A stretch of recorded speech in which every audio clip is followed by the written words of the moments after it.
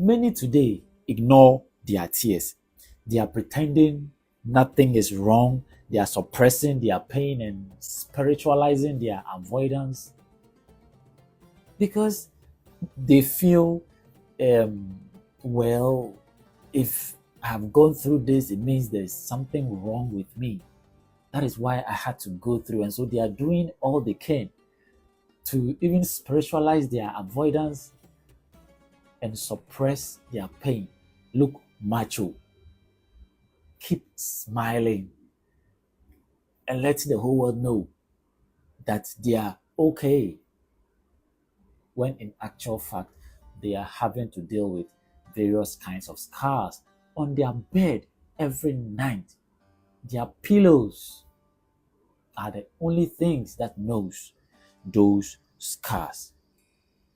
Seekers of the truth and life, if you hide your pain, if you hide your scars, you are only delaying the healing process.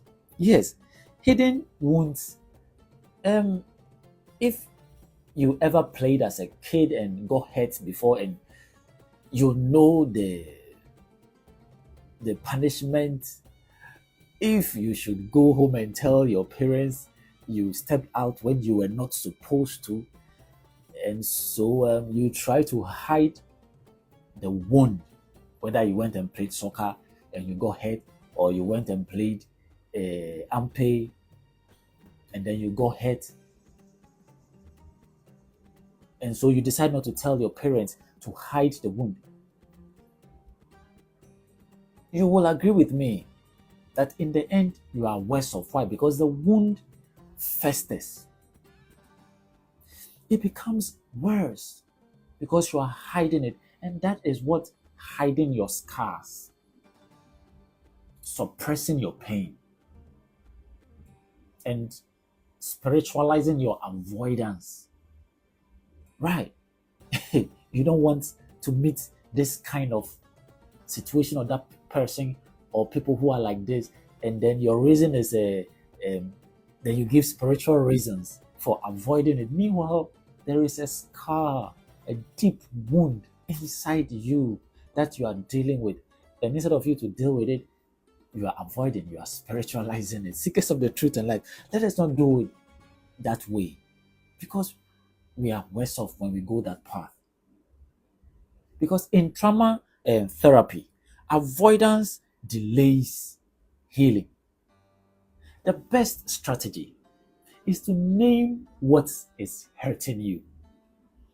Yes, sometimes you don't even have to name just what is hurting you. Sometimes, even the way you are feeling. Every now and then, sit down and ask yourself, how am I feeling?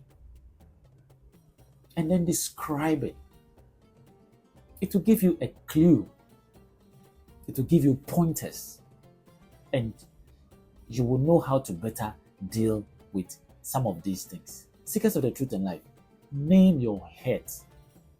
Describe it. If you are into journaling, put it down in your journal, because this is how healing helps. In trauma therapy, this is 50% of your healing. Identifying your stance, the problem. Yes, that's like 50% of the work done. And it goes a long way to help you deal with the problem. In the Bible, there are so many people who learn how to do this. Right. In the story of David, when David went through pain, and then we have the book of Psalms as evidence to this. Anytime David went through pain, he picks his lyre, he picks his harp, and begins to make melody. He begins to write. David never hid his pain. That is why, seekers of the truth and life, if you pick any psalm of David, he starts with the pain, he starts with the trauma, he starts with what is troubling him. But because he's naming the pain, because he's describing the pain in the last paragraphs or verses before the end of that chapter, he sings praises. That is how healing occurs. That is why it is important not to hide your pain. That is why it is important to name your pain. Joseph was also torn from his family. Joseph was betrayed, not by friends, not by people he trusted in his community or in his church. No, blood brothers. Joseph was torn apart, ripped, literally ripped apart. And yet, Joseph didn't try to hide the pain. No. He didn't try to hide the pain. He had to deal with it when his brothers came to Egypt. You remember that story, right? When his brothers came to Egypt in search for grain. The Bible says when he met them, when he saw them, he didn't just jump to healing. He didn't just jump to try to reconnect with them. No. He allowed himself to go through the healing process. And then there's this woman who was dealing with so much pain in her life.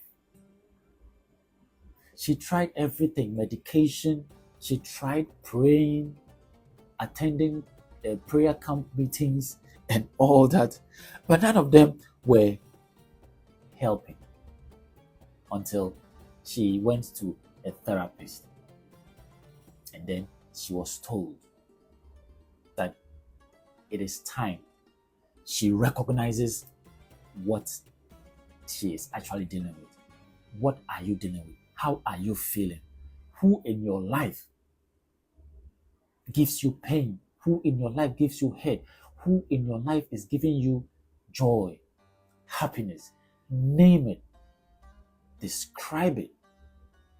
And that is how she got her healing. God's wisdom invites us to acknowledge what is ripping us apart. It is the wisdom of God to acknowledge what is tearing you apart, because his healing will only follow acknowledging what is tearing you apart. Yes, his renewal will follow when you acknowledge what is ripping you apart, not before. And so, seekers of the truth and life, let us recognize this truth. What denial does is it keeps the ends of the fabric loose.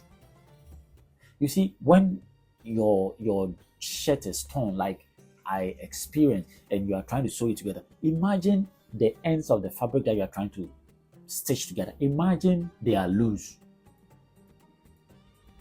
Stitching it together becomes problematic, if not impossible.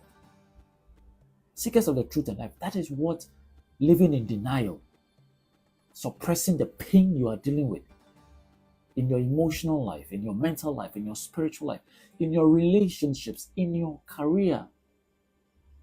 That pain that you are dealing with, that you are trying hard to suppress, not to let your spouse, your own spouse to know about. It is like the ends of the fabric you are trying to sew together being loose. You can't possibly stitch that thing together. But when you allow yourself to acknowledge it, the truth,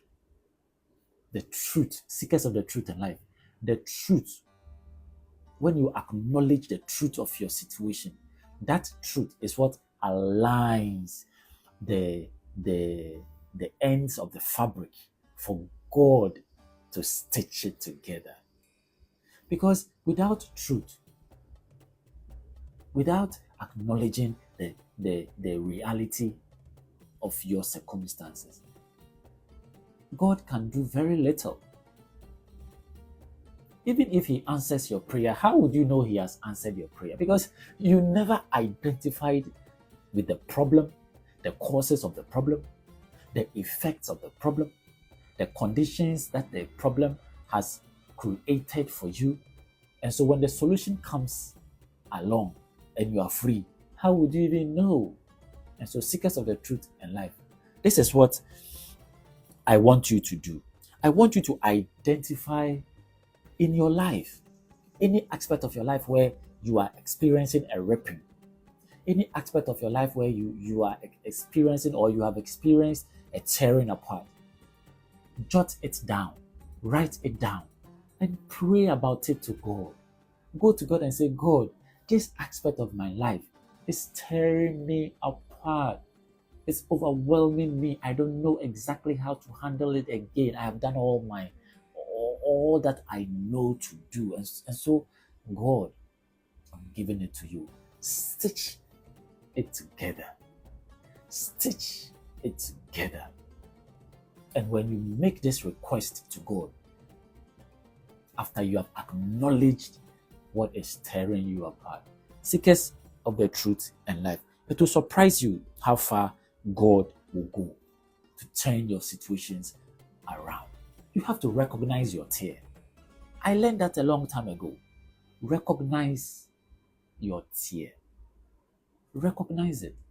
Because denying it will only make it fester. And you wouldn't like to put yourself in that situation where you are hurting. And at the same time, the healing that you desire, you are being a stumbling block to that healing.